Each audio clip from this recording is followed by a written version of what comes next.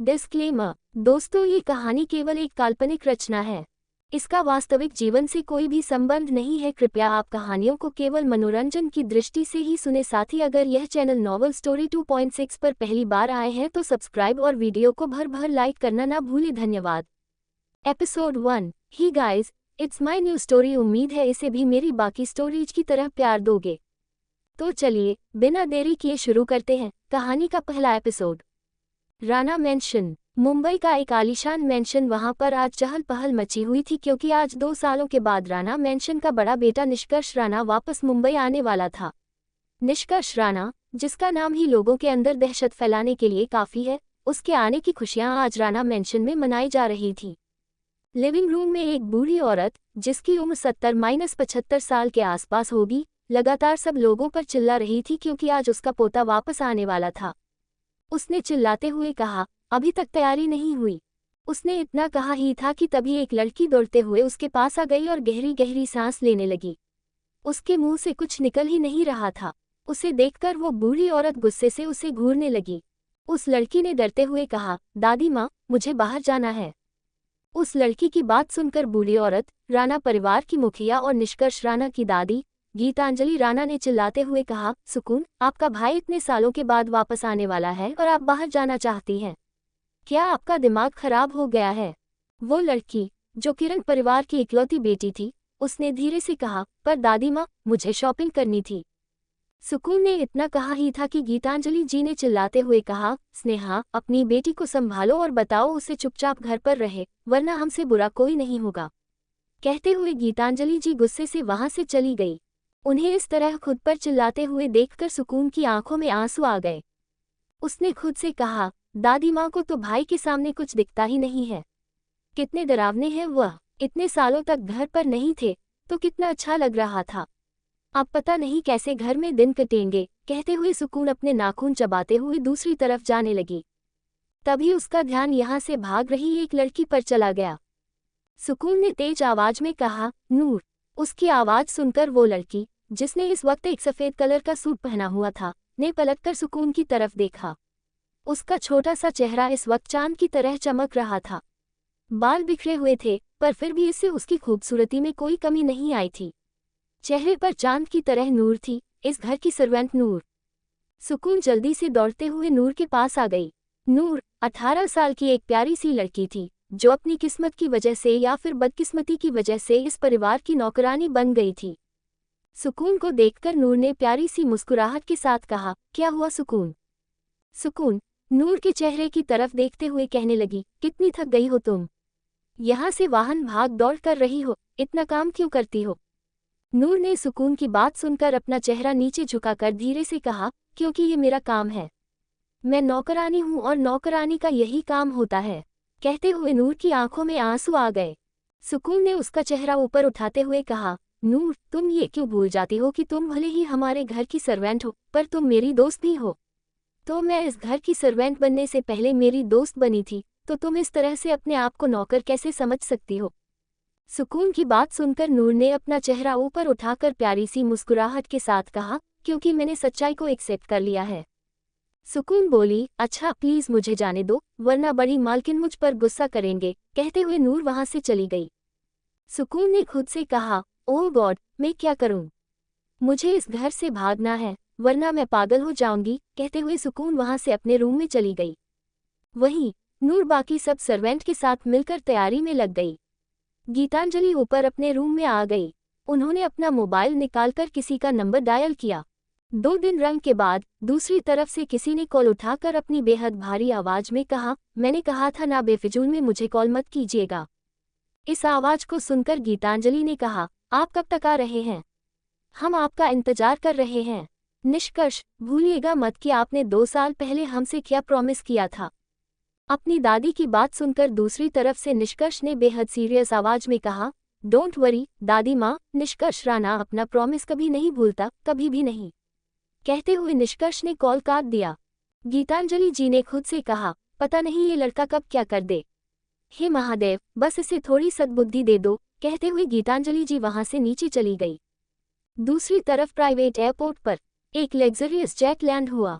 Jet के land होते ही दरवाजा खुला और कई सारे बॉडीगार्ड्स काले कपड़े पहनकर अपने हाथ में राइफल्स लेकर नीचे उतरने लगे। उन सब के नीचे आते ही जेट में से एक बेहद हैंडसम शख्स नीचे उतरने लगा। उसने भी ऊपर से नीचे तक काले कपड़े पहने हुए थे। उसकी शख्सियत काफी मजबूत लग रही थी और उसकी हाइट 6.2 इंच थी। उसके चेहरे पर एक मास्क लगा हुआ था, जिस वजह से बस उसकी आंखें नजर आ रही थी। उसका पूरा चेहरा बिना देखे ही कोई भी अंदाजा लगा सकता था कि वो कितना हैंडसम होगा। जैसे ही वो नीचे उतरा, एक बॉडीगार्ड ने उसे घेर लिया, जिस वजह से कोई भी उसे नहीं देख पा रहा था। उस शख्स ने आसपास अपनी नज़र घुमाई और उसके होठों पर एक अजीब सी मुस्कुराहट आ गई। उसने एक दिलकश मुस्कुराहट के साथ कहा, लौट आया हूं मैं, बनकर खौफ की आवाज। हर कदम से गूंजेगी मेरी हुकूमत का अंदाज। फिजाओं में गूंजेगा मेरे आहट का असर। छुपने की नहीं किसी को मिलेगी अब खबर। खौफ बनकर बरसूंगा इस जहां की रूह पर। सर झुकाने को मजबूर होगा हर सिर फिर। अब दुनिया के रंग मुझसे बदल जाएंगे। मेरे इशारे पर अब सारे सफर थम जाएंगे। कहते हुए वो तेज कदमों से चलता हुआ एयरपोर्ट के बाहर आ गया। उसके साथ उसके सारे बॉडीगार्ड भी उसे घेर कर चल रहे थे। उसके पीछे एक हैंडसम नौजवान भी खड़ा था, जो कि शायद उसका असिस्टेंट था। उन लोगों को देखने के लिए एयरपोर्ट पर मौजूद सारे लोग बार बार अपना चेहरा ऊपर उठाकर उन्हें देखने की कोशिश कर रहे थे, पर बॉडीगार्ड की प्रोटेक्शन की वजह से वो एक झलक भी निष्कर्ष को नहीं देख पाए थे। अभी तक किसी को भी खबर नहीं थी कि दुनिया पर राज करने वाला निष्कर्ष राणा वापस इंडिया लौट आया है। 2 साल पहले जब वो इंडिया छोड़कर लंदन शिफ्ट हुआ था, तब पूरे इंडिया में यही बात चल रही थी कि अब वो अपने देश का पैसा ले जाकर लंदन में एंजॉय करना चाहता है। अगर ये बात लोगों को पता चल जाती कि वो लंदन से वापस आ चुका है, तो फिर से इंडिया में उसी की चारों तरफ खबरें होने लगती। आखिर राणा परिवार पूरे इंडिया पर राज करता था। एशिया की सबसे अमीर फैमिलीज में से एक राणा परिवार और निष्कर्ष राणा तो हमेशा ही लोगों के दिल दिमाग में छाया रहता था। आज तक किसी ने भी उसे नहीं देखा था, सिवाय उसके परिवार के। बस सब लोगों ने उसके किस्से सुने थे कि वो किस तरह का इंसान है। उसे दुनिया हार्टलेस, पत्थर दिल, न जाने कौन कौन से नामों से जानती थी। उसके बारे में काफ़ी अजीब अजीब सी बातें उड़ी हुई थी। कोई लोग तो कहते थे कि वो इंसान है ही नहीं, कोई कहता था कि वो कोई वैम्पायर है। पर आज तक किसी भी अफवाह का राणा परिवार की प्रॉपर्टी पर या बिजनेस पर कोई फर्क नहीं पड़ा था। राणा मैंशन में रात के 11 बजे बज चुके थे, पर अभी तक निष्कर्ष नहीं आया था। गीतांजलि राणा इस वक्त काफ़ी गुस्से में लग रही थी। उन्होंने अपने परिवार की तरफ देखा। लिविंग रूम में इस वक्त निष्कर्ष के पिता आकाश राणा, उसकी मां आकृति राणा, उसकी बहन सुकून, उसकी चाची श्रेया राणा, उसके चाचा जी संकल्प राणा, उसके चाचा के 2 बेटे विराट राणा और वैभव राणा सब लोग मौजूद थे। गीतांजलि जी ने सब की तरफ देखते हुए कहा, चलिए सब लोग, वो नहीं आने वाले। कहते हुए वो अपनी जगह से उठकर खड़ी हो गईं। उनकी बात सुनकर सब लोग भी अपनी जगह से उठकर खड़े हो गए। घर में कोई भी ऐसा नहीं था जो गीतांजलि जी के फैसले के खिलाफ जा सके। उनके सामने अगर कोई बोलने की हिम्मत रखता था तो वो सिर्फ निष्कर्ष था। सुकून ने उदास सा चेहरा बनाकर वैभव और विराट की तरफ देखा, जैसे कह रही हो कि अब तक हमें जगा कर रखा सिर्फ इस बात को कहकर कि भाई वापस आ रहे हैं और अब सोने के लिए बोल रही हैं। उसके चेहरे को देखकर वैभव और विराट दोनों का चेहरा लटक गया। कुछ ही देर में सब लोग अपने अपने रूप में सोने के लिए जा चुके थे। लिविंग रूम में बस तीनों भाई बहन मौजूद थे। सुकून ने अपने दोनों भाइयों की तरफ देखते हुए कहा, हमारी आज़ादी फिर से हमसे छीन ली जाने वाली है। मुझे तो आज भी याद है भाई कितने डरावने हैं। फिर से वो हम पर हुक्म चलाएंगे और दादी माँ कुछ नहीं करेगी। और गॉड, क्या होने वाला है? सुकून की बात सुनकर वैभव ने कहा, कुछ नहीं होगा मेरी प्यारी बहन। वही होगा जो मंजूर होगा, निष्कर्ष भाई होगा। अब चलो, कहते हुए वो दोनों हंसते हुए वहां से ऊपर जाने लगे। तभी नूर के पायल की आवाज़ उन तीनों के कानों में सुनाई दी। उन्होंने देखा तो नूर दौड़ते हुए बाहर आ रही थी। उसे देखते ही विराट ने अपने दिल पर हाथ रखते हुए कहा, मेरी नूर जहां मुझे मार डालेगी। उसकी बात सुनकर सुकून और वैभव ने एक साथ कहा, भाई इतना फ्लर्ट करने की जरूरत नहीं है। नूर ने उन तीनों के पास आकर गहरी सांस लेते हुए कहा, क्या आज आपके भाई नहीं आने वाले हैं? सुकून ने नूर के सवाल पर मुस्कुराते हुए कहा, नहीं आने वाले हैं, और मैं तो चाहती हूँ कि कभी वापस ही ना आए। उनके आने के बाद तुम खुद देख लोगी कि वो कितने डरावने हैं। मैं तो उस लड़की के बारे में सोचकर परेशान हो रही हूँ जिसके साथ मेरे भाई की शादी होगी। एक शैतान के साथ जिंदगी से गुजरना कोई नॉर्मल बात थोड़ी होती है। सुकून की बात सुनकर नूर बड़ी बड़ी आंखों से उसे देखने लगी। उसने धीरे से कहा, क्या तुम्हारे भाई इतने डरावने हैं? नूर के सवाल पर वैभव ने कहा, नूर मेरी स्वीटहार्ट, डरावने नहीं बल्कि वो इंसान है। मुझे लगता है कि भगवान ने गलती से उनको इंसान बना दिया। वो रियल वाले शैतान हैं, बिल्कुल डरावने वाले शैतान। वैभव की बात सुनकर नूर के चेहरे पर डर नजर आने लगा। विराट ने अपने भाई बहनों को घूरते हुए कहा, चुप हो जाओ तुम दोनों, वो डर रही है। कहते हुए विराट ने प्यार से नूर की तरफ देखते हुए कहा, नूर। विराट की आवाज सुनकर नूर अपनी हेजल ब्राउन आई से उसे टुकुर टुकुर देखने लगी। विराट ने उसके गाल खींचते हुए कहा, डर मत स्वीटहार्ट, ये दोनों नालायक हैं, तुम्हें परेशान करते हैं, तुम जाकर सो जाओ, बहुत लेट हो चुका है। नूर ने उसकी तरफ देखते हुए कहा, हमें बस बर्तन साफ करने हैं, उसके बाद हम सोने के लिए चले जाएंगे। कहते हुए नूर किचन में भाग गई। उसकी बात सुनकर विराट ने खुद से कहा, कुछ वक्त बाद तुम्हें ये सब कुछ करने की जरूरत नहीं पड़ेगी। इस घर की होने वाली मालकिन को मैं नौकरानी के काम नहीं करने दूंगा। कहते हुए विराट अपने बालों में हाथ फेरते हुए मुस्कुराते हुए वहां से चला गया। सुकून और वैभव भी अपना सिर हिलाकर वहां से चुपचाप चले गए। वहीं नूर किचन में जाकर बर्तन साफ करने लगी। उसने खुद से कहा, सब लोग इतने अजीब तरीके से बातें क्यों कर रहे हैं? क्या कोई सच में इतना डरावना हो सकता है? पर मैं क्यों इस बारे में सोच रही हूँ? मुझे क्या फर्क पड़ता है? कहते हुए वो चुपचाप बर्तन साफ करने लगी। इतने सारे बर्तन साफ करते करते उसे रात के 12 बजे बज चुके थे। उसने गहरी सांस ली और किचन से बाहर आ गई। लिविंग रूम की सारी लाइट्स ऑफ हो चुकी थीं। उसने खुद से कहा, हे महादेव बचा लेना। उसे अंधेरे से डर लगता था, पर अब उसकी जिंदगी में ही अंधेरा था, तो वो क्या ही कर सकती थी। वो धीमे कदमों से चलती हुई लिविंग रूम के दरवाजे की तरफ जा रही थी ताकि वो सर्वेंट क्वार्टर में अपने रूम में सोने के लिए जा सके। उसे अंधेरे से डर लग रहा था। वो अपनी आंखों को बंद करके महादेव का नाम लेते हुए चल रही थी। तभी अचानक से सामने सोफे से उसका पैर लड़खड़ा गया। वो नीचे गिरती, इससे पहले ही उसे किसी ने अपनी मजबूत बाहों में संभाल लिया। किसी की बाहों को अपनी कमर पर महसूस करके नूर की पूरी बॉडी कांपने लगी। उसने कांपती हुई आवाज में कहा, कौन है? उसकी प्यारी सी आवाज सुनते ही जिस इंसान ने उसे अपनी बाहों में पकड़ रखा था, उसकी डरावनी आंखें अजीब तरह से चमकने लगीं। उसने अजीब सी मुस्कान के साथ कहा, who are you little girl? इस आवाज को सुनकर नूर ने अपनी आंखें खोलकर देखा तो उसे अंधेरे में बस 2 गहरी ग्रीन हेजल आइज नजर आईं, जो कि अंधेरे में अजीब तरह से चमक रही थी। नूर की घबराहट की वजह से उसकी सांसें ऊपर नीचे हो रही थीं। जिस शख्स ने नूर को अपनी बाहों में पकड़ा हुआ था, वो नूर के चेहरे को देख रहा था, जिस पर डर और घबराहट नजर आ रही थी। उसने धीरे से अपना चेहरा नूर के चेहरे के करीब लाते हुए कहा, मैंने कुछ पूछा, लिटिल गर्ल? क्यों नहीं दे रही हो? क्या तुम गूंगी हो? बोलो। कहते हुए उसकी सांसें नूर के कानों से टच हो रही थी। नूर की पूरी बॉडी में सेंसेशन पैदा हो रही थी। उसे ये टच काफी ज्यादा अजीब लग रहा था। और उस शख्स ने नूर की कमर पर अपने हाथों की पकड़ मजबूत करते हुए कहा, मैंने कुछ पूछा है, जवाब दो। मुझे बिल्कुल नहीं पसंद कि कोई मेरे सवाल को इस तरह से इग्नोर करे। जवाब दो, लिटिल गर्ल। कहते हुए उस इंसान की पकड़ नूर के कमर पर मजबूत हो गई और नूर के मुंह से हल्की सी दर्द भरी आह निकल गई। उसे आदमी की पूरी बॉडी में अजीब सी सेंसेशन महसूस हो रही थी। उसने अपने निचले होंठ को काटते हुए कहा, तुम करना क्या चाहती हो, लिटिल गर्ल? एपिसोड 2। नूर के मुंह से एक शब्द भी नहीं निकल रहा था। उस इंसान ने अब भी नूर को मजबूती से अपनी बाहों में जकड़ा हुआ था। उसने नूर की नाजुक कमर को दबाकर बेहद हस्की वॉइस में कहा, लिटिल गर्ल, तुम कुछ बोल क्यों नहीं रही हो? क्या तुम्हें डर लग रहा है, लिटिल गर्ल? उस इंसान की गर्म सांसें नूर के चेहरे पर पड़ रही थी। नूर ने कांपती आवाज में कहा, हम यहाँ की सर्वेंट हैं। हमने कुछ दिन पहले ही यहाँ पर ज्वाइन किया है। नूर की आवाज कांप रही थी और उसका पूरा चेहरा घबराहट से लाल हो गया था। AC की ठंडी हवा में भी उसे पसीना आ रहा था।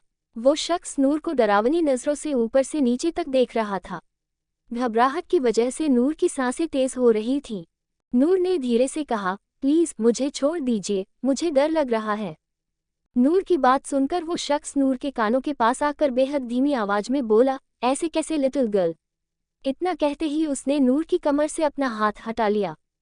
नूर, जो अब भी घबराहट की वजह से अपनी आंखें बंद किए उसकी बाहों के सहारे खड़ी थी, जैसे ही उसने उसे छोड़ा, नूर सीधे फ्लोर पर गिर पड़ी।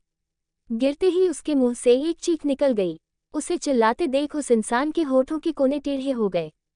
उसने नूर के चेहरे की तरफ देखते हुए कहा, मैंने तुम्हारी विश पूरी कर दी लिटिल गर्ल। कहते हुए उसने नूर की चीख और रोने को इग्नोर करते हुए वहां से ऊपर जाने लगा। नूर आंसू भरी आंखों से उसे जाते हुए देख रही थी।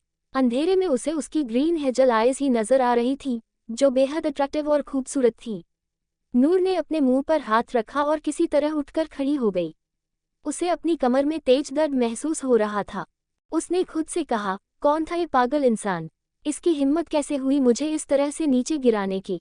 कहते हुए नूर बच्चों की तरह रोते हुए अपने हाथों को सहलाती हुई वहां से बाहर चली गई। उसे अब सर्वेंट क्वार्टर में जाकर सोना था। सर्वेंट क्वार्टर आना मेंशन से थोड़ी दूरी पर था, लेकिन वो मेंशन के प्राइवेट एरिया में आता था, इसलिए उसे देर रात भी वहां जाने में कोई खतरा नहीं था। वहीं वो शख्स नूर को नीचे गिराने के बाद सीढ़ियों से ऊपर जाकर सीधा थर्ड फ्लोर पर एक रूम के सामने आ गया। उसने फिंगरप्रिंट से दरवाजा खोला और अंदर आ गया। अंदर का रूम बेहद डरावना लग रहा था। उसने रूम को देखते हुए कहा, सब कुछ वैसा ही है, बिल्कुल वैसा जैसा मुझे चाहिए। इतना कहते हुए वो शख्स, जो निष्कर्ष था, रूम में रखे सोफे पर राजा की तरह बैठ गया। उसने अपनी आंखें बंद की और अपने पैर से फ्लो को अजीब तरह से बजाने लगा। उसकी जूतों की टप टप की आवाज पूरे कमरे में गूंजने लगी। जैसे ही उसने आंखें बंद की, उसे नूर की ब्राउन आंखें नजर आने लगीं। उसने धीरे से कहा, नूर, इंटरेस्टिंग नाम है, बहुत खूबसूरत नाम है तुम्हारा लिटिल गर्ल, पर मुझे तुम्हारी खूबसूरती से कोई मतलब नहीं है। कहते हुए निष्कर्ष अजीब तरीके से मुस्कुराने लगा। वहीं नूर मेंशन से बाहर आकर गहरी गहरी सांस लेने लगी।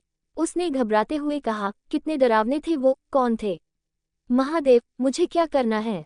कहते हुए नूर जल्दी से सर्वेंट क्वार्टर में अपने रूम में आ गई। रूम में आते ही उसका ध्यान दीवार पर लगी हुई अपनी माँ की तस्वीर पर चला गया। अब तक जो नॉर्मल लग रही थी, अपनी माँ की तस्वीर को देखते ही उसकी आंखों से आंसू निकलने लगे। उसने तस्वीर के पास आकर दर्द भरी आवाज में कहा, आप क्यों मुझे छोड़कर चली गई? आपके जाने के बाद सब कुछ बदल गया, सब कुछ। आप कहती थी न कि मैं आपकी राजकुमारी हूँ, आप कहती थी न कि मैं रानी बन के रहूंगी, पर आप गलत थी। मैं तो नौकरानी बनकर रह गई। कहते हुए नूर की आंखों से आंसू निकलने लगे। उसने अपने आंसू साफ करके एक प्यारी सी मुस्कुराहट के साथ कहा, पर मैं अपना सपना पूरा करूंगी। आपकी बेटी अपना सपना पूरा करेगी, माँ। आपकी बेटी अपना सपना पूरा करेगी। कहते हुए नूर ने तस्वीर को अपने सीने से लगाकर बेड पर आकर बैठ गई। रूम बहुत छोटा था, पर बहुत सारी चीजें सेट की गई थी। रूम में एक छोटा सा बेड, एक छोटा सा सोफा, एक छोटी सी अलमारी और कुछ बुक्स रखी हुई थी। नूर को पढ़ाई का बहुत शौक था। उसकी माँ जब तक जिंदा थी, वो पढ़ाई पर ध्यान दे देती थी, पर जब से उसकी माँ की मौत हुई थी, तब से उसने अपनी पढ़ाई के साथ साथ अपने आप को संभालने के लिए उसी जगह पर सर्वेंट का काम करना शुरू कर दिया था, जहाँ पर उसकी माँ बचपन से काम करती थी। नूर अपने आप को शांत करके कुछ ही देर में बेड पर सुकून से लेट गई।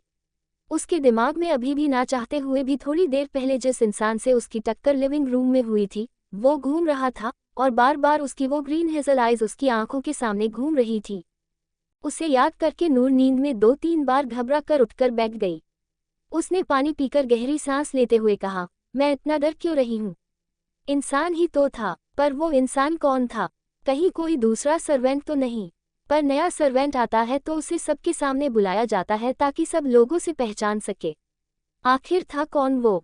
काफी देर तक सोचने के बाद आखिर में नूर की आंख लग गई और वो नींद के आगोश में चली गई। नेक्स्ट मॉर्निंग राणा मंशन के लिविंग रूम में इस वक्त सब लोग मौजूद थे। गीतांजलि जी इस वक्त कुछ सोच रही थीं। उनकी दोनों बहुएं, श्रेया और आकृति, उनके पास बैठी हुई थीं। श्रेया ने आकृति की तरफ देखते हुए कहा, दीदी, निष्कर्ष कब तक आने वाला है? माँ जी ने तो कहा था कि वो जल्दी वापस आने वाला है, पर वो अभी तक तो आया भी नहीं। श्रेया की बात सुनकर गीतांजलि जी, जो चुपचाप बैठी हुई थी, उन्होंने गुस्से से श्रेया की तरफ देखते हुए कहा, तुम्हारे सामने बैठे हुए हैं, हमसे सीधे सवाल पूछ सकती हो। तुम इस तरह से आकृति से सवाल पूछकर साबित क्या करना चाहती हो? श्रेया की बात सुनकर गीतांजलि जी, जो चुपचाप बैठी हुई थी, उन्होंने गुस्से से श्रेया की तरफ देखते हुए कहा, तुम्हारे सामने बैठे हुए हैं, हमसे सीधे सवाल पूछ सकती हो। तुम इस तरह से आकृति से सवाल पूछकर साबित क्या करना चाहती हो? अपनी सास की गुस्से भरी आवाज सुनकर श्रेया ने डरते हुए कहा, माँ, वो तो बस। वो इतना कहते कहते चुप हो गई क्योंकि गीतांजलि जी उसे बेहद गुस्से से देख रही थी। वो आगे कुछ कहते उससे पहले ही उनके कानों में एक भारी आवाज सुनाई दी, आपको बहुत याद आ रही है मेरी चाची जी। इस आवाज को सुनते ही श्रेया की पूरी बॉडी में कपकपी सी पैदा हो गई।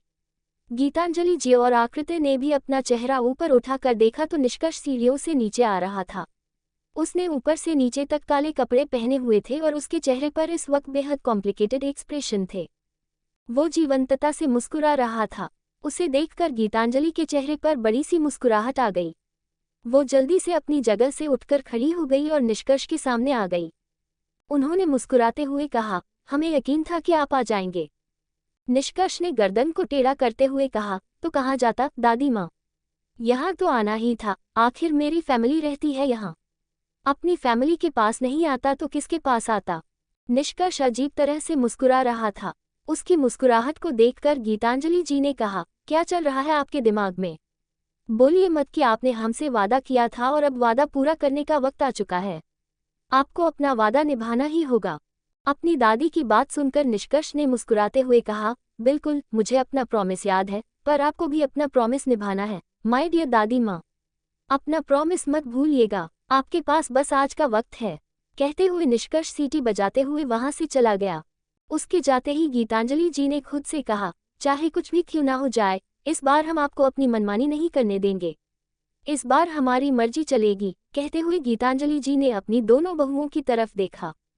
श्रेया जी तो निष्कर्ष को देखकर डरी हुई थी, वही आकृति के चेहरे पर भी अजीब से एक्सप्रेशन थे। निष्कर्ष ने उन दोनों की तरफ देखा और अजीब तरह से मुस्कुराते हुए कहा, बहुत ही याद आ रही थी ना मेरी। मैं वापस आ गया आप लोगों के पास। कहते हुए वो अजीब तरह से मुस्कुराते हुए वहां से बाहर चला गया। उसके जाते ही गीतांजलि जी ने अपने दोनों बहुओं की तरफ देखते हुए कहा, हमारे पोते को घूरने से अच्छा होगा कि काम पर लग जाए। आज का ही वक्त है हमारे पास। हम मल्होत्रा परिवार को अभी कॉल कर रहे हैं, जो करना है जल्दी करना होगा। कहते हुए गीतांजलि जी ने जल्दी से अपना मोबाइल निकाला और मल्होत्रा परिवार को कॉल कर दिया।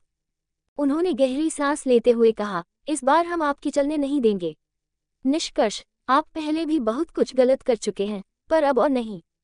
कहते हुए उन्होंने अपनी आंखों को बंद करके सोफे पर आकर बैठ गईं। तभी उन्हें एक प्यारी सी आवाज सुनाई दी, बड़ी मैडम ये लीजिए। उन्होंने अपनी आंखें खोलकर देखा तो उनके सामने नूर खड़ी थी, जो प्यारी सी मुस्कुराहट के साथ हाथों में कॉफी लेकर उनकी तरफ देख रही थी।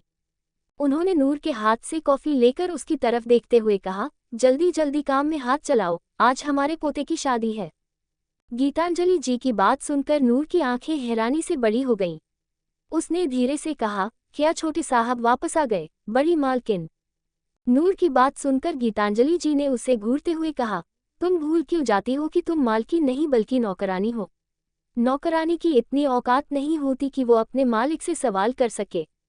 गीतांजलि जी की बात सुनकर नूर ने अपना चेहरा नीचे झुकाते हुए कहा, मुझे माफ कर दीजिए बड़ी मालकिन। कहते हुए नूर अपनी आंखों में आए आंसुओं को साफ करते हुए वहां से किचन में आ गई। किचन में आकर उसने जल्दी से अपने आंसुओं को साफ किया और फिर से मुस्कुराते हुए सारी तैयारी में हाथ बटाने लगी। सुकून, वैभव और विराट भी घर में तैयारी में हाथ बटा रहे थे। दोपहर तक लिविंग रूम में एक शादी का मंडप सजाया जा चुका था। वहीं इस वक्त मल्होत्रा परिवार भी लिविंग रूम में मौजूद था।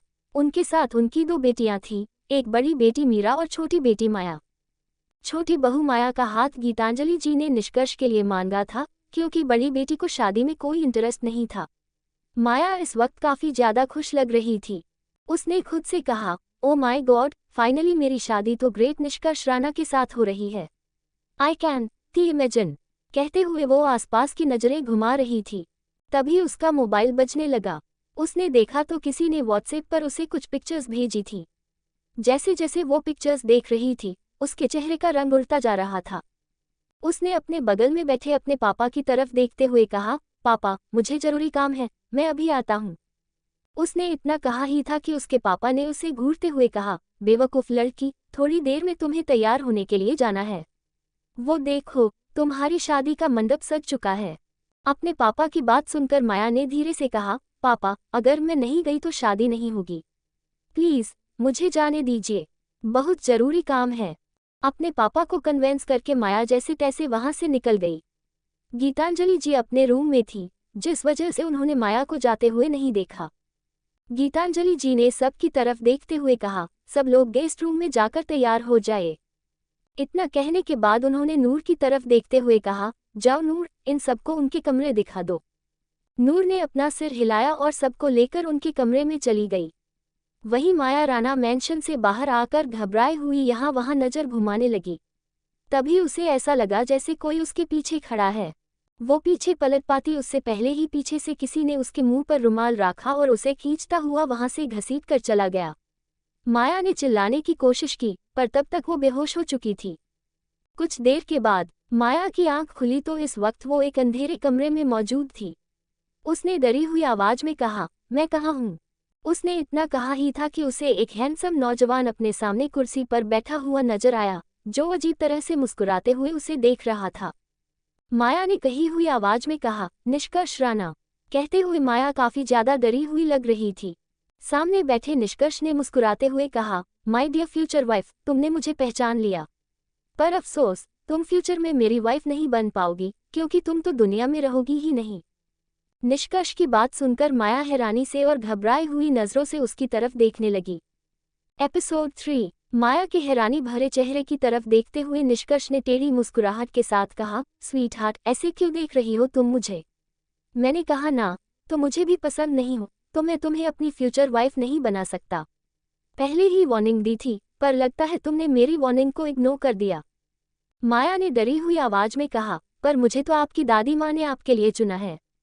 माया ने डरी हुई आवाज में कहा, पर मुझे तो आपकी दादी माँ ने आपके लिए चुना है। उसने इतना कहा ही था कि निष्कर्ष ने अपने हाथ में पड़ी हुई गन को माया के मुंह पर घुमाते हुए कहा, स्वीट हार्ट, चुप, बिल्कुल चुप। मुझे तुम्हारी ये जानवर जैसी आवाज सुनकर गुस्सा आ रहा है। गुस्से में मेरा दिमाग खराब हो जाता है, इसलिए बिल्कुल चुप। निष्कर्ष की बात सुनकर माया डरी हुई नजरों से उसकी तरफ देखने लगी। उसकी आंखों से घबराहट की वजह से आंसू निकल रहे थे। निष्कर्ष ने टेढ़ी मुस्कुराहट के साथ कहा, एक सवाल पूछूंगा, उसका सिर्फ तुम्हें हाँ या ना में जवाब देना है। जवाब दोगी ना, स्वीट हार्ट? निष्कर्ष की बात सुनकर माया ने डरी हुई आवाज में कहा, पूछिए। मैं तुम्हें इसी तरह से डरते हुए देखना पसंद करता हूँ। कहते हुए निष्कर्ष के होठों के कोने टेढ़े हो गए। उसने बेहद डरावने तरीके से माया के चेहरे के करीब अपना चेहरा लाते हुए कहा, क्या तुम मुझसे शादी करना चाहती हो, स्वीट हार्ट? निष्कर्ष की डरावनी आवाज सुनकर माया की पूरी बॉडी कांपने लगी। उसने कांपती हुई आवाज में कहा, मैं आपसे शादी करना चाहती हूँ। कहते हुए माया की सांसें भारी हो रही थी। निष्कर्ष की डरावनी आवाज सुनकर माया की पूरी बॉडी कांपने लगी। उसने कांपती हुई आवाज में कहा, मैं आपसे शादी करना चाहती हूँ। कहते हुए माया की सांसें भारी हो रही थी। उसकी हालत देखकर निष्कर्ष ने अपनी गर्दन को टेढ़ा करते हुए कहा, तो तुम मुझसे शादी करना चाहती हो, स्वीट हार्ट? निष्कर्ष की डरावनी आवाज सुनकर माया की पूरी बॉडी कांपने लगी। उसने कांपती हुई आवाज में कहा, मैं आपसे शादी करना चाहती हूँ। कहते हुए माया की सांसें भारी हो रही थी। निष्कर्ष की डरावनी आवाज सुनकर माया की पूरी बॉडी कांपने लगी। उसने कांपती हुई आवाज में कहा, मैं आपसे शादी करना चाहती हूँ। कहते हुए माया की सांसें भारी हो रही थी। उसकी हालत देखकर निष्कर्ष ने अपनी गर्दन को टेढ़ा करते हुए कहा, तो तुम मुझसे शादी करना चाहती हो, स्वीट हार्ट? माया ने डरी हुई नजरों से निष्कर्ष की तरफ देखा, जो अजीब तरह से अपनी गर्दन पर हाथ फेर रहा था। माया ने डरते हुए कहा, आप भूल क्यों जाते हैं, हमारी शादी पहले से तय है। उसने इतना कहा ही था कि निष्कर्ष ने आगे बढ़कर उसके बालों को पकड़कर दांत पीसते हुए कहा, क्या कहा तुमने? तुम्हारी और मेरी शादी? तुम्हारी औकात है कि तुम निष्कर्ष राणा की बीवी बन सको? हर रात किसी और के बिस्तर पर बेचने वाली प्रोस्टिट्यूट की तरह हो तुम, और तुम्हें लगता है कि तुम मुझसे शादी करोगी? निष्कर्ष ने जोर से माया का सिर दीवार पर दे मारा। माया के मुंह से एक दर्दनाक चीख निकल गई। उसकी आंखों से आंसू और सिर से खून बह रहा था, पर निष्कर्ष को कोई फर्क नहीं पड़ा। उसने मुस्कुराते हुए कहा, जब तुम्हारी मुझसे शादी करने की ख्वाहिश पूरी नहीं हो सकती, तो मुझे अपनी ख्वाहिश पूरी करनी होगी। बहुत दिनों से मैंने किसी को ऊपर नहीं भेजा, ऊपर वाला इंतजार कर रहा है मेरे तुम्हारे मिलने का, तो अब मुझे तुम्हें भेजना होगा। निष्कर्ष की बात सुनकर माया की हालत खराब होने लगी। उसने रोते हुए कहा, प्लीज प्लीज मुझे छोड़ दो, प्लीज प्लीज। तुम्हारी दादी माँ ने मेरी शादी तय कराई है, मैंने जबरदस्ती नहीं की थी। उसने इतना कहा ही था कि निष्कर्ष ने एक जोरदार थप्पड़ उसके गाल पर मारते हुए कहा, पर तुम मना कर सकती थी, स्वीट हार्ट। खैर छोड़ो, तुम अगर मुझसे शादी करना चाहती हो तो मुझे तुम्हें अच्छे से क्लीन करना होगा। कहते हुए उसने अपने आदमियों की तरफ देखा और उंगली से इशारे से उन्हें बाहर जाने के लिए कहा। उसने इतना कहा ही था कि निष्कर्ष ने एक जोरदार थप्पड़ उसके गाल पर मारते हुए कहा, पर तुम मना कर सकती थी, स्वीट हार्ट। खैर छोड़ो, तुम अगर मुझसे शादी करना चाहती हो तो मुझे तुम्हें अच्छे से क्लीन करना होगा। कहते हुए उसने अपने आदमियों की तरफ देखा और उंगली से इशारे से उन्हें बाहर जाने के लिए कहा। माया ने चिल्लाते हुए कहा, मत करो, मैं मर जाऊंगी। माया के हाथ पैर बंधे हुए थे, इसलिए वो चिल्लाने के अलावा कुछ भी नहीं कर सकती थी। निष्कर्ष ने मुस्कुराते हुए कहा, स्वीट हार्ट, ऐसे कैसे छोड़ दूं? मुझसे शादी करना चाहती हो और तुम तो डरती हो, मुझे तुम्हें क्लीन करना होगा। कहते ही निष्कर्ष मुस्कुराने लगा। उसकी बात सुनकर माया ने रोते हुए कहा, मुझे नहीं करनी तुमसे शादी, प्लीज मुझे छोड़ दो। उसकी बात सुनकर माया ने रोते हुए कहा, मुझे नहीं करनी तुमसे शादी, प्लीज मुझे छोड़ दो। निष्कर्ष ने माया की बात सुनकर गर्दन को टेढ़ा करते हुए मुस्कुराया और कहा, अच्छा, तो तुम्हारी इतनी औकात है कि तुम मुझसे शादी करने के लिए मना करोगी। ठीक है, अब जब तुम्हारी और मेरी शादी नहीं होगी तो तुम्हारे जीने का क्या फायदा? वैसे भी तुम तो मुझसे शादी करने के लिए ही जी रही थी ना। निष्कर्ष की बात सुनकर माया की सांस घबराहट में ऊपर नीचे होने लगी। उसने रोते हुए कहा, प्लीज ऐसा मत करो, प्लीज मुझे छोड़ दो। माया निष्कर्ष की ओर देखते हुए लगातार रिक्वेस्ट कर रही थी। निष्कर्ष टेढ़ी मुस्कुराहट के साथ माया की ओर देख रहा था। उसने अपने हाथ में पड़े खंजर की ओर देखते हुए कहा, bye bye my future wifey, जो कि अब नहीं बन पाओगी। कहते हुए निष्कर्ष ने चाकू सीधा माया के सीने में दे मारा। कुछ ही पल में माया की दर्दनाक चीखें बंद हो गई और उसकी लाश बेजान होकर वहीं गिर गई। निष्कर्ष के पूरे चेहरे पर खून की छींटे उठ चुके थे, उसका हाथ और चेहरा खून से सना हुआ था। निष्कर्ष ने टेढ़ी मुस्कुराहट के साथ कहा, मेरी स्वीट हार्ट भगवान के पास चली गई। कहते हुए निष्कर्ष गुनगुनाते हुए सर्वेंट क्वार्टर से बाहर आ गया, जहां उसने माया को रखा था। ये दूसरा सर्वेंट क्वार्टर था, जहां अब कोई सर्वेंट नहीं रहते थे। जैसे ही वो बाहर आया, उसे किसी की चीख सुनाई दी। उसने अपनी गर्दन को टेढ़ा करके देखा तो कुछ दूरी पर नूर नजर आई, जो अपने मुंह पर दोनों हाथ रखकर जोर से चिल्ला रही थी। नूर को देखते ही निष्कर्ष की आंखें छोटी हो गईं। उसने अपनी आंखें बंद करके खुद से कहा, ये लिटिल गर्ल कहाँ से आ गई? कहते हुए निष्कर्ष नूर की तरफ अपने कदम बढ़ाने लगा। उसे अपनी तरफ आते हुए देखकर नूर डरते हुए पीछे की तरफ जा रही थी, क्योंकि इस वक्त वो हद से ज्यादा डरावना लग रहा था।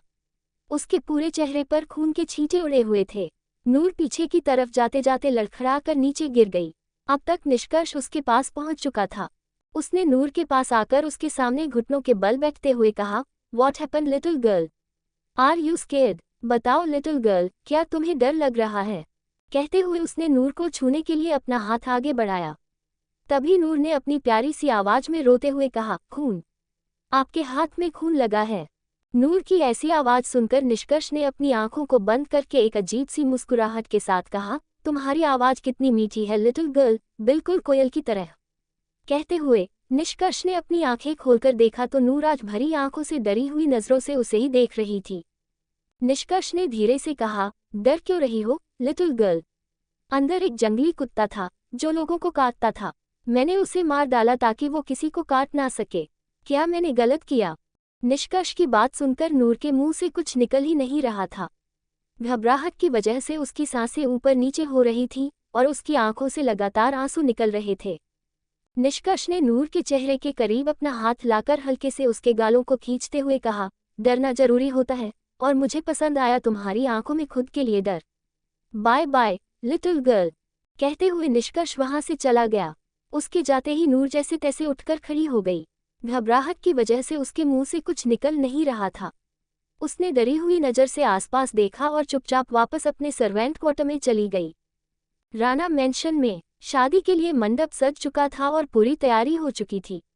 गीतांजलि जी इस वक्त अपने रूम में अरुण मल्होत्रा के सामने खड़ी थी, जो माया के पिता थे। उन्होंने अरुण मल्होत्रा को घूरते हुए कहा, तुम्हारी बेटी कहाँ है? अरुण मल्होत्रा के मुंह से कुछ निकल ही नहीं रहा था। घबराहट की वजह से उनकी हालत खराब हो चुकी थी। उन्होंने माया को बाहर जाने की परमिशन तो दे दी थी, पर अब माया का कोई पता नहीं चल रहा था, ना वो कॉल उठा रही थी। गीतांजलि जी ने चिल्लाते हुए कहा, 1 घंटे के बाद शादी है और तुम्हारी बेटी का कोई पता नहीं है। अगर शादी में कोई भी गड़बड़ हुई तो तुम्हारा पूरा परिवार बर्बाद करने से पहले हम एक बार भी नहीं सोचेंगे। कहते हुए गीतांजलि जी गुस्से से वहां से बाहर चली गईं। जैसे ही वो अपने रूम से बाहर आई, उनका ध्यान निष्कर्ष पर गया, जो ऊपर अपने रूम की तरफ जा रहा था। निष्कर्ष को देखकर गीतांजलि जी के चेहरे के एक्सप्रेशन बदल गए। उन्होंने खुद से कहा, कहीं ये सब में इसका तो हाथ नहीं है। निष्कर्ष कहते हुए गीतांजलि जी अपनी आंखें बंद करके वहां से सीधा आकृति जी और आकाश जी के कमरे में चली गईं। कुछ देर बाद गीतांजलि जी निष्कर्ष के रूम में उसके सामने खड़ी थी। निष्कर्ष ने इस वक्त गोल्डन कलर की शेरवानी पहनी हुई थी और वो मुस्कुराते हुए गीतांजलि जी की तरफ देख रहा था। उसने उनके बालों को कान के पीछे करते हुए कहा, दादी माँ, मैं रेडी हो गया आपकी डिमांड पूरी करने के लिए। पर याद रखिएगा, मैंने आपको सिर्फ आज का वक्त दिया है। अगर आज शादी नहीं हुई तो आप फ्यूचर में कभी मुझे फोर्स नहीं करेंगे, क्योंकि मैंने एक ही बार प्रॉमिस दिया था और मैं प्रॉमिस पूरा करने के लिए रेडी हूँ। निष्कर्ष की बात सुनकर गीतांजलि जी ने गहरी नजरों से उसकी तरफ देखते हुए कहा, आप फिक्र मत कीजिए, आज चाहे कुछ भी क्यों न हो जाए, आपकी शादी होकर ही रहेगी। ये हमारा वादा है। कहते हुए गीतांजलि जी वहां से बाहर चली गईं। उनकी बात सुनकर निष्कर्ष ने अपने रूम की खिड़की के पास आकर बाहर की तरफ देखते हुए मुस्कुराते हुए कहा, जब दुल्हन भगवान के पास चली गई है तो शादी किसके साथ कराओगी दादी माँ? कहते हुए वो मुस्कुराते हुए नीचे आ गया। नीचे राणा परिवार के सभी लोग रेडी हो चुके थे। वहां पर मल्होत्रा परिवार और राणा परिवार के अलावा किसी को भी नहीं बुलाया गया था। मंडप में निष्कर्ष बैठा हुआ था और पंडित जी मंत्र का उच्चारण कर रहे थे। निष्कर्ष की नज़र सिर्फ हवन कुंड में जल रही आग पर थी। वहीं नूर भी कुछ दूरी पर एक खूबसूरत सा रेड कलर का अनारकली सूट पहनकर तैयारी देख रही थी। उसकी नज़र बार बार निष्कर्ष की तरफ जा रही थी और उसे थोड़ी देर पहले जिस तरह से उसने निष्कर्ष को खून से सनी हुई हालत में देखा था, सब कुछ याद आ रहा था। वो चाह कर भी अपने आप को नॉर्मल नहीं कर पा रही थी। उसने खुद से कहा, मुझे कोई फर्क नहीं पड़ता, वैसे भी उन्होंने कहा ना कि उन्होंने एक जंगली कुत्ते को मारा है। कहते हुए वो अपने आप को नॉर्मल करने लगी। तभी सुकून ने उसके पास जाकर मुंह बनाते हुए कहा, यार सुकून को चुड़ैल मेरी भाभी बन जाएगी, मुझे वो बिल्कुल भी पसंद नहीं है। दिल करता है कि उसका खून कर दूं। सुकून की बात सुनकर नूर ने अपनी बड़ी बड़ी आंखों से उसकी तरफ देखते हुए कहा, ये तुम कैसी बातें कर रही हो? नूर की बात सुनकर सुकून ने मुंह बनाते हुए कहा, अरे यार, वो चुड़ैल मेरी भाभी कैसे बन सकती है? लिटरली आई कांट बिलीव कि दादी माँ ने उसे पसंद किया है भाई के लिए। मतलब भाई इंसान नहीं है, पर फिर भी कोई दूसरी चुड़ैल ढूंढ लेते। वो चुड़ैल नहीं। सुकून की बात सुनकर नूर हंसते हुए बोली, तुमने तो कहा ना कि तुम्हारा भाई इंसान नहीं है, तो इंसान के लिए भी तो एक भूत चाहिए ना। कहते हुए नूर हंसने लगी। उसकी हंसी की आवाज लिविंग रूम में गूंजने लगी। नूर को जैसे ही इसका एहसास हुआ, उसने जल्दी से अपने मुंह पर हाथ रख लिया। सुकून ने मुस्कुराते हुए कहा, मुझे तो तुम्हारी जैसी क्यूट भाभी चाहिए थी, पर खैर छोड़ो। शायद किस्मत में चुड़ैल लिखी है तो चुड़ैल ही मिलेगी भाई को। कहते हुए सुकून वापस मंडप की तरफ चली गई। वहीं गीतांजलि जी गुस्से में मल्होत्रा परिवार को घूर रही थी। अरुण मल्होत्रा ने सिर झुकाते हुए कहा, माया का कुछ पता नहीं चल रहा। अगर आप कहें तो हम माया की जगह मीरा के साथ। उन्होंने इतना कहा ही था कि गीतांजलि जी ने दांत पीसते हुए कहा, तुम्हें लगता है कि मैं तुम्हारी विधवा बेटी के साथ अपने पोते की शादी कराऊंगी? मीरा, जो चुपचाप खड़ी होकर निष्कर्ष को घूर रही थी, जैसे ही उसने गीतांजलि जी की बात सुनी, उसके चेहरे पर गुस्सा साफ नजर आने लगा। वो कुछ कहने वाली थी, पर उससे पहले उसकी माँ ने उसका हाथ मजबूती से पकड़ लिया। तभी निष्कर्ष की आवाज वहां गूंज उठी, दादी माँ, शादी का मुहूर्त निकल रहा है। मेरे पास ज्यादा वक्त नहीं है, जितनी जल्दी हो सके दुल्हन को बुलाए, वरना मुझे और भी काम है करने के लिए। निष्कर्ष की बात का मतलब समझकर गीतांजलि जी ने अपनी आंखें मजबूती से बंद कर लीं। निष्कर्ष उन्हें धमकी दे रहा था कि अगर अभी शादी नहीं हुई तो वे उसे अगली बार से कभी शादी के लिए मजबूर नहीं कर पाएंगी। ये सोचकर उन्होंने गहरी सांस ली और आसपास नजदीक निगाहें दौड़ाने लगी। तभी उनका ध्यान कुछ दूरी पर खड़ी नूर पर गया, जो सुकून से मुस्कुराते हुए बात कर रही थी। नूर को देखते ही उनकी आंखों में एक अजीब सी चमक आ गई। उन्होंने खुद से कहा, ऐसे कैसे शादी नहीं होगी? शादी आज ही होगी, चाहे कुछ भी क्यों न हो जाए। एपिसोड 4। निष्कर्ष अभी भी मंडप में बैठा हुआ था और अजीब सी मुस्कुराहट के साथ आपको देख रहा था। वही गीतांजलि जी नूर की तरफ देखकर मुस्कुरा रही थी। उन्होंने निष्कर्ष की तरफ देखते हुए कहा, सिर्फ आधे घंटे का वक्त दीजिए हमें। गीतांजलि जी की बात सुनकर निष्कर्ष ने मुस्कुराते हुए कहा, आध घंटे से 1 मिनट भी ज्यादा होगा तो मैं इंतजार नहीं करूंगा। निष्कर्ष की बात सुनकर गीतांजलि जी ने कहा, ठीक है, और वो तेज कदमों से चलती हुई सुकून और नूर के पास आ गईं। सभी लोग उनकी तरफ देख रहे थे, किसी को समझ नहीं आ रहा था कि वो क्या करना चाहती हैं। आकृति जी और श्रेया एक दूसरे के पास खड़ी थीं। श्रेया ने धीरे से कहा, दीदी माँ, करना क्या चाहती हैं? कुछ समझ नहीं आ रहा है, और निष्कर्ष कर क्या रहा है, ये भी समझ में नहीं आ रहा। मल्होत्रा परिवार को देखकर ऐसा लग रहा था जैसे उनकी जिंदगी का आखिरी वक्त आ चुका है। श्रेया की बात सुनकर आकृति जी ने निष्कर्ष की तरफ देखते हुए कहा, उसके दिमाग में कब क्या चलता है, ये उसके अलावा कोई नहीं जान सकता। आकृति जी की बात सुनकर श्रेया ने सिर हिलाया। सुकून ने नूर की तरफ देखते हुए कहा, नूर, मैं जाती हूँ। पता नहीं वो चुड़ैल भाभी कब आएगी। उन्हें अपनी तरफ आते हुए देखकर सुकून ने खुद से कहा, लगता है दादी माँ डांट लगाने के लिए आई हैं।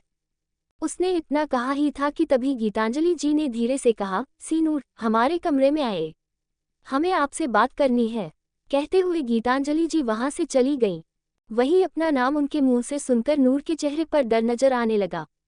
नूर ने डरते हुए सुकून की तरफ देखा तो सुकून ने अपने कंधे को झुकाकर कहा, मुझे नहीं पता, चली जाओ, देखते हैं कि दादी माँ क्या कहना चाहती है। कहते हुए सुकून वहां से वैभव और जाट के पास चली गई। नूर ने गहरी सांस ली और वो भी डरते हुए गीतांजलि जी के पीछे पीछे उनके कमरे में आ गई। नूर ने दरवाजे पर खटखटाते हुए कहा, क्या हम अंदर आ जाएं, बड़ी मालकिन? नूर की बात सुनकर गीतांजलि जी ने कहा, अंदर आ जाओ। नूर ने जैसे ही अंदर कदम रखा, उसका ध्यान गीतांजलि जी पर गया, जो खिड़की के पास खड़ी होकर बाहर की तरफ देख रही थी। नूर ने अंदर जाकर धीरे से कहा, जी बड़ी मैडम, बताए क्या काम था?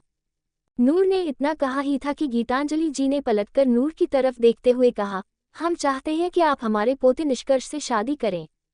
नूर, जो अपना चेहरा नीचे झुकाकर खड़ी थी, गीतांजलि जी की बात कानों में पड़ते ही उसकी आंखें हैरानी से बड़ी हो गईं। उसने अपना चेहरा ऊपर उठाकर थोड़ी तेज आवाज में कहा, ये क्या कह रही हैं आप? नूर की तेज आवाज सुनकर गीतांजलि जी ने उसे घूरते हुए कहा, आवाज नीचे। उनकी डरावनी आवाज सुनकर नूर ने धीरे से कहा, ये क्या कह रही हैं आप, बड़ी मालकिन? मैं छोटे साहब से शादी कैसे कर सकती हूँ? बोलते हुए नूर की आंखों के सामने निष्कर्ष की डरावनी मुस्कुराहट और उसका खून से सना हुआ चेहरा घूमने लगा, जिसे याद करने पर उसकी पूरी बॉडी कांपने लगी। नूर के चेहरे के एक्सप्रेशंस को इग्नोर करते हुए गीतांजलि जी ने कहा, भूलो मत कि तुम्हारी माँ और तुम्हें बचपन में हमने सहारा दिया था, और तुम्हारी माँ के मरने के बाद तुम्हें यहाँ से निकलने की जगह पर हमने तुम्हें अपने घर में नौकरी दी, जिस वजह से आज तुम अपना पेट पाल रही हो, वरना तुम सड़क पर भीख मांगती घूमती। गीतांजलि जी की बात सुनकर नूर की आंखों में आंसू की बूंदें चमकने लगीं। 2 साल पहले उसकी मां की मौत हो गई थी, जिसके बाद उसने पहली बार राणा मैंशन में अपना पहला कदम रखा था। तब से वो यहीं पर सर्वेंट का काम करती थी। नूर को कुछ न बोलते हुए देखकर गीतांजलि जी ने तेज आवाज में कहा, हमने कुछ कहा है? नूर ने अपना चेहरा ऊपर उठाकर धीरे से कहा, पर मैं कैसे? कहते हुए उसकी आंखों से आंसू निकल रहे थे। गीतांजलि जी ने गुस्से से कहा, इतने सारे एहसान किए हैं, एहसान का बदला चुका दो। तुम्हें हमारे पोते से शादी करनी ही होगी, और ये हमारा आखिरी फैसला है। हम तुमसे पूछ नहीं रहे हैं, बल्कि तुम्हें ऑर्डर दे रहे हैं। चुपचाप से ये कपड़े पहनकर तैयार हो जाओ। कहते हुए उन्होंने अपने रूम में रखे हुए दुल्हन के जोड़े की तरफ इशारा किया। नूर की आंखों में आंसुओं की बूंदें चमक रही थीं। उसने आंसू भरी आंखों से कुछ कहने की कोशिश की, तभी गीतांजलि जी ने उसे हाथ दिखाकर चुप रहने का इशारा किया और उसके चेहरे के करीब आकर धीमी आवाज में कहा, तुम जानना नहीं चाहोगी कि? कहते हुए उन्होंने नूर के कान में धीरे से कुछ कहा, जिसे सुनकर नूर के कदम डगमगाने लगे। वो नीचे गिरती, इससे पहले ही गीतांजलि जी ने उसे संभालते हुए कहा, एक नौकरानी को महारानी बनने का मौका दे रहे हैं, इसमें इतने नखरे क्यों कर रही हो? तुम इस घर की नौकरानी हो, शादी करते ही तुम इस घर की बहू बन जाओगी। तुम्हारा औहदा अपना आप बड़ा हो जाएगा, इसलिए इस तरह से बर्ताव मत करो जैसे हम तुम्हारे साथ कुछ गलत कर रहे हैं। चुपचाप तैयार हो जाओ। निष्कर्ष ने आधे घंटे का वक्त दिया था, जिसमें से 5 मिनट खत्म हो चुके हैं। तुम्हारे पास सिर्फ 25 मिनट हैं। तैयार होकर जितनी जल्दी हो सके बाहर आ जाओ। कहते हुए गीतांजलि जी वहां से चली गईं। नूर अपनी जगह पर मूर्ति की तरह खड़ी थी, उसकी आंखों से लगातार आंसू निकल रहे थे। उसके कानों में गीतांजलि की बात गूंज रही थी। उसने खुद से कहा, ये मेरे साथ क्या हो रहा है? आपके जाने के बाद सब कुछ बुरा हो रहा है माँ, कहते हुए नूर रोते रोते बेड पर बैठ गई। शायद पहली बार वो किसी रूम के बेड पर बैठी थी। उसने रोते हुए शादी के जोड़े की तरफ देखा और अपने आंसू साफ करके जल्दी से जोड़े को उठाकर तैयार होने लगी, क्योंकि वो जानती थी कि अगर उसे 1 मिनट की भी देरी हुई तो ये उसके लिए बिल्कुल भी ठीक नहीं होगा। उसने कुछ ही देर में शादी का जोड़ा पहन लिया था। मैरून कलर के शादी के जोड़े में वो बला की खूबसूरत लग रही थी। उसने आईने के सामने खड़ी होकर खुद को देखा। नूर के चेहरे पर इस वक्त खुशी का नामोनिशान नहीं था। उसने अपने आंसू साफ करते हुए कहा, सच और उस सच को जानने के लिए हम ये करेंगे। कहते हुए उसने जैसे तैसे खुद को संभाल लिया और अपने चेहरे पर हल्के से मेकअप करने लगी। वहीं मंडप में अभी भी निष्कर्ष हवन कुंड में जल रही अग्नि को देख रहा था। उसने अपनी गर्दन ऊपर उठाकर गीतांजलि जी की तरफ देखते हुए कहा, दादी माँ, वक्त बीत रहा है। उसके चेहरे की मुस्कुराहट देखकर गीतांजलि जी ने भी मुस्कुराते हुए कहा, आप फिक्र मत कीजिए, आपके दिए हुए वक्त से पहले दुल्हन यहाँ पर मौजूद हो जाएगी। आप बस इंतजार कीजिए। उनके चेहरे की मुस्कुराहट देखकर निष्कर्ष की आंखें छोटी हो गईं। अगले ही पल उसने टेढ़ी मुस्कुराहट के साथ कहा, ओके दादी माँ, कहते हुए वो फिर से हवन कुंड की अग्नि को देखने लगा। अब तक सबको पता चल गया था कि माया गायब है। अब सभी लोग यही सोच रहे थे कि कौन दुल्हन है। वही सुकून, जिसने नूर को अभी तक वहां पर वापस आते हुए नहीं देखा था, उसे घबराहट हो रही थी। उसने खुद से कहा, नूर कहाँ रह गई और अब कौन सी चुड़ैल को पकड़ कर ला रही है दादी माँ। कोई अच्छी लड़की ढूंढे मेरे भाई के लिए, पर अच्छी लड़की भाई को संभाल भी तो नहीं पाएगी। इतने खतरनाक इंसान के साथ अगर कोई मासूम लड़की फंस गई तो उसका तो काम तमाम। नूर को देखते ही उसके मुंह से जोर से निकला, नूर। सुकून की तेज आवाज सुनकर सबका ध्यान उसकी तरफ चला गया। सबने सुकून की नजरों का पीछा किया तो उनका ध्यान सीढ़ियों से नीचे उतरते ही नूर पर चला गया। नूर को देखकर वहां पर मौजूद सभी लोगों की नजरें इस पर ठहर गईं। वैभव और विराट ने जब नूर को देखा तो उन दोनों की नजरें भी इस पर ठहर गईं। विराट ने अपने दिल पर हाथ रखते हुए कहा, नूर। कहते हुए उसके चेहरे के एक्सप्रेशंस चेंज हो गए। उसने खुद से कहा, उसने शादी का जोड़ा पहन लिया। कहते हुए उसने मंडप में बैठे निष्कर्ष की तरफ देखा। उसे ऐसा लग रहा था जैसे उसे सांस लेने में दिक्कत हो रही हो। ये सोचने भर से कि नूर किसी और के साथ शादी करेगी, वो सांस नहीं ले पा रहा था। वहीं बाकी सबका ध्यान भी नूर पर ही था, जो धीरे धीरे नीचे उतर रही थी। सुकून के मुंह से तो आगे कुछ निकल ही नहीं रहा था। गीतांजलि जी ने निष्कर्ष की तरफ देखा, जो अभी भी हवन कुंड की तरफ देख रहा था। उसे जैसे कोई मतलब ही नहीं था कि उसकी शादी किसके साथ हो रही है, हो भी रही है या नहीं, दुल्हन है या नहीं। वो तो बस हवन कुंड की अग्नि को अजीब सी मुस्कुराहट के साथ देख रहा था। तभी उसे पायल के छन छन की आवाज सुनाई दी। पायल की आवाज सुनकर उसने धीरे से गर्दन टेढ़ी करके सीढ़ियों से नीचे उतर रही नूर की तरफ देखा। नूर को देखकर उसके मुंह से धीरे से निकला, लिटिल गर्ल। कहते हुए उसके चेहरे की तिरछी मुस्कुराहट और भी ज्यादा बड़ी हो गई। गीतांजलि जी ने अपने परिवार की तरफ देखते हुए कहा, माया के बारे में कुछ पता नहीं चल रहा है और हमें ऐसी भगोड़ी लड़की अपने पोते की शादी नहीं करनी जो अपनी शादी के दिन भाग गई। हमने नूर को निष्कर्ष के लिए चुना है। अगर किसी को कोई एतराज हो तो वो अभी हमारे सामने कह सकता है। गीतांजलि जी की बात सुनकर श्रेया, संकल्प जी और आकाश की आकृति जी ने एक दूसरे की तरफ देखा। उनकी इतनी हिम्मत नहीं थी कि वे गीतांजलि जी के फैसले के खिलाफ जा सके। हालांकि ये सोचकर कि एक नौकरानी उनके घर की बहू बनेगी, उनमें से कोई खुश नहीं था, पर अगर ये फैसला खुद गीतांजलि जी ने लिया था तो वे लोग कुछ भी नहीं कर सकते थे। नूर अपनी आंखों में आए आंसुओं को छुपाते हुए धीरे धीरे नीचे आ रही थी। उसे कुछ भी साफ नजर नहीं आ रहा था क्योंकि आंखों में आंसुओं की बूंदें थीं। नूर के नीचे आते ही सुकून ने गीतांजलि जी से कहा, दादी माँ, ये क्या कर रही हैं आप? नूर की शादी भाई के साथ।